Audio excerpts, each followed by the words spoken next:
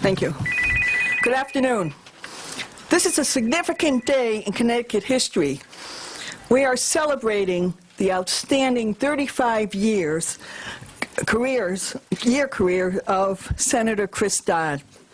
We have been so lucky to have someone of his intelligence, his vision, compassion, and true understanding of the needs of Connecticut and its citizens. It would take far too long for me to list the many accomplishments he has done over the years.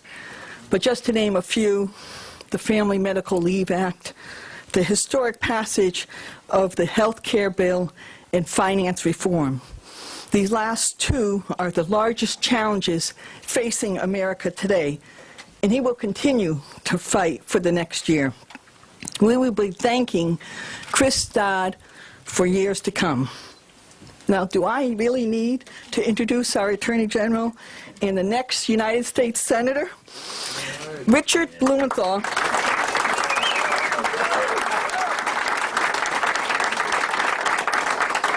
Richard Blumenthal is the most fearless fighter for the citizens of Connecticut and will continue this outstanding public service in Washington, D.C.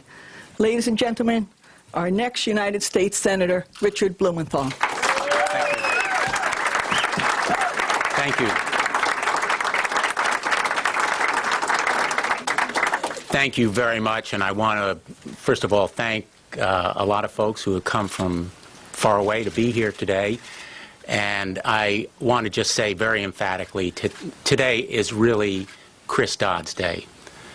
And first and foremost, I am here to say thank you to him and his family for their profoundly historic and extraordinary contributions to our state and nation. His career in public service is unexcelled in its effect for the better on countless people here in Connecticut and around the country who will have stronger families and better rights, better enforced, because Chris Dodd was a leader of the United States Senate and represented and fought for us in Washington. And I have to say that I was as moved and inspired by his statement this morning as any public announcement ever in my life. He did it with grace and dignity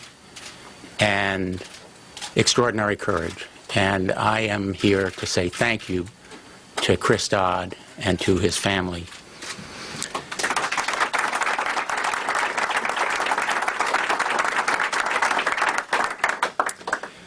I'm also here to say that I intend to be a candidate for the United States Senate. And I will be making a formal announcement very, very shortly, but I want to leave no doubt today that I intend to be a candidate. And I have the goal of fighting as tirelessly and tenaciously in the United States Senate for the people of Connecticut as I have done for the last 2 decades as Attorney General. People in Connecticut know that I've never walked away from a fight, and I've always put them first. And I will be a fighter in Washington for change. I will stand strong against scams and special interests, and I will make a priority the people of our state in the United States Senate and fight for them first and last and always. And I want to thank them for the tremendous opportunity to serve as Attorney General, as their advocate, and for the immensely fulfilling times in this office, because I have had the great privilege of making the law make a difference in people's lives. So today is a very exciting one. It's the beginning of a new chapter. I look forward to it, and my family is as energized and excited as I am on this great day, and I look forward to having a conversation with the people of Connecticut and listening to them and learning from them about what they see as the priorities for changing the way Washington works and bringing back jobs and economic recovery to our great nation as well as our state. Thank you.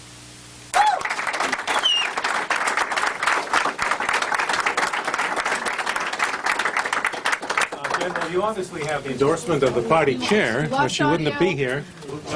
Hold on while we get the audio back. Getting it back, Mark. It won't work if you don't have audio. I know it. No one can hear you. What's the point? Oh my God. Oh, wait a minute. Come on, newspaper first.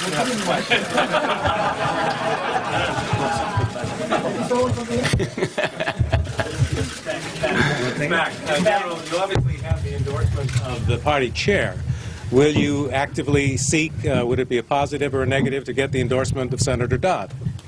I've spoken to Senator Dodd, and I certainly would not speak for him, but we had a great conversation, and I hope to earn and have his support and others in our party, along with other leaders and the entire Democratic Party, along with many who may not be Democrats. And So, do you intend to be a self-funder with your own family wealth if you are opposed by one?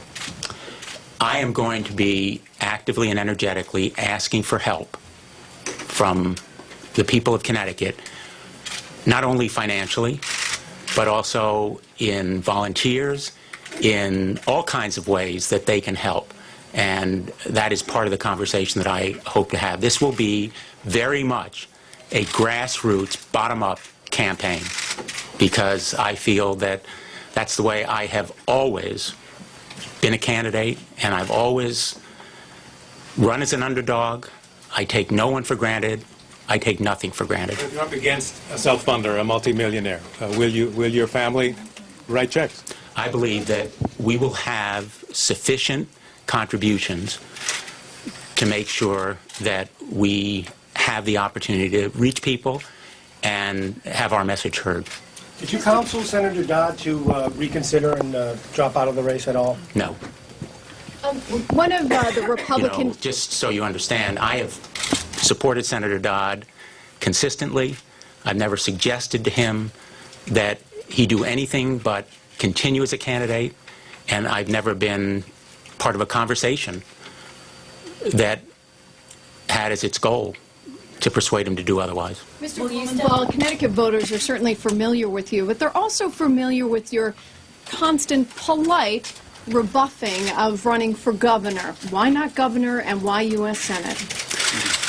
I look forward to being an advocate and a fighter as United States Senator, much as I have been as Attorney General, tirelessly, tenaciously, relentlessly on behalf of the people of Connecticut, putting them first, as I've done as Attorney General, and working for them in Washington, D.C. And that's the role that I feel very comfortable doing.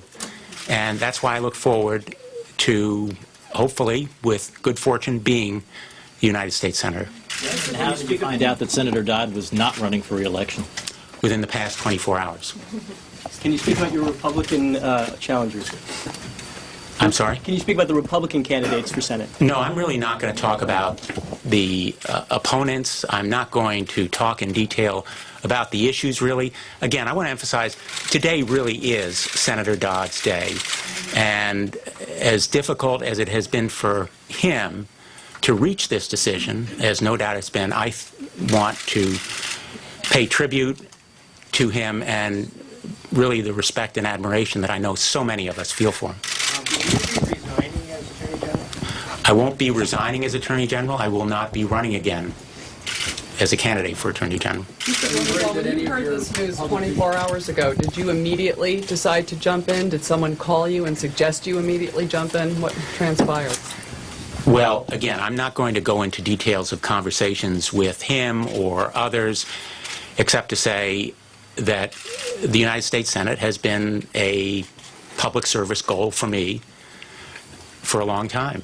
And so in thinking about that opportunity over recent weeks and months, I reached a decision that very clearly and unequivocally, this opportunity is one that I want to have.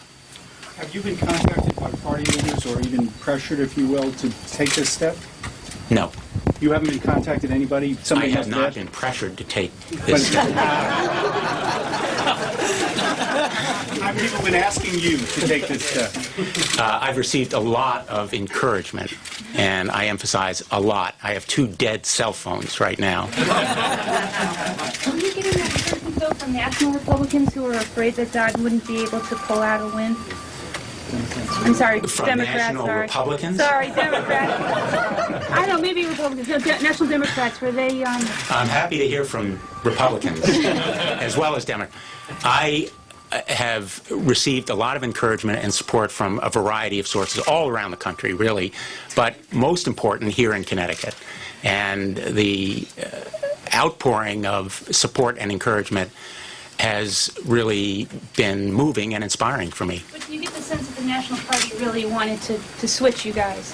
Because they're I can't concerned about speak for losing the that National seat. Party, and I can't speak for anyone else except for myself. Have you heard from anyone who's interested in becoming the next Attorney General? If so, who, and if not, who do you see as a good fit? I haven't heard from anyone seeking to be Attorney General. What about the second part of the question? Let's try this. What was the second part? Who do you see? I really can't predict who may be interested at this point. Speaking for yourself, then, what, from your point of view, was... Yeah, we may have some folks here interested. What were your thoughts on Senator Dodd's chances for re-election? Clearly, his own internal polling showed him, at least what he revealed to us, tied with one candidate and losing to another Republican rival. Nothing in there about Mr. Schiff. What did you think of his chances this November? You know, I supported Senator Dodd. I'm proud to have supported him. I will aspire to the same record of conscience and achievement. And whatever his chances this fall, I was proud to support him to the moment that he decided that he would not be a candidate again. And I can't predict what his chances would have been, because there still is quite a bit of time between now and the election. Mr. Blumenthal, some people have said that you've never really had a tough race. You have run as Attorney General, top vote getter in that position. How do you answer critics who say you might not have the stomach for this kind of race? You know, races tend to look easy once they're done. They're not always so easy once you're in the middle of them. And that is true of some of my races. And I think my record shows, and the voters know, that I have never walked away from a fight, and I have never failed to put them first. I have fought some fairly formidable and powerful foes in some fairly tough fights when we were given no chances of winning, whether it was tobacco or the power plants or even the United States federal government. And I have stood strong on behalf of positions that I think are right, and I can pledge to the people of Connecticut that I will be a fighter for what is right, what they think and I think are right. Mr. Blumenthal, how do you view the prospect of giving up the independence you've enjoyed through all your years as Attorney General and being part of a party establishment in Washington? I don't view being a United States Senator necessarily as being a part of a party establishment any more than being an elected Attorney General as being part of a party establishment. I'm proud to be a Democrat. I've always been a candidate as a Democrat, but each senator and each congressman, as our own delegation shows very clearly, has to ultimately vote his or her conscience. What do you see as being a #1 issue of yours in the Senate? Well, I think the #1 issue right now is jobs and economic recovery. We need to enlarge the number of jobs and expand economic recovery.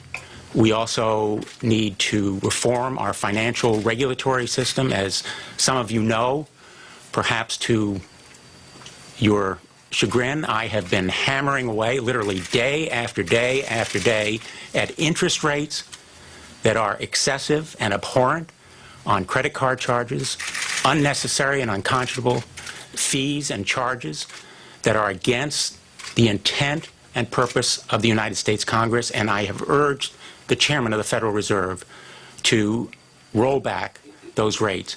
That position reflects the kinds of issues that I will fight to achieve in the United States Congress if I'm lucky enough to be elected to the United States Senate, and I will continue those fights for financial regulatory reform to eliminate the excesses that brought our entire economy to the brink of catastrophe. I also believe that greater access to health care is obviously a major priority, and preserving the environment, which has been a centerpiece of my record of Attorney General. There are many other issues. I'm going to be talking about them in detail, not the least of which is keeping safe our brave men and women who are serving in the United States military, a problem or an issue that I feel very personally about. And I believe that we have an obligation to keep America strong.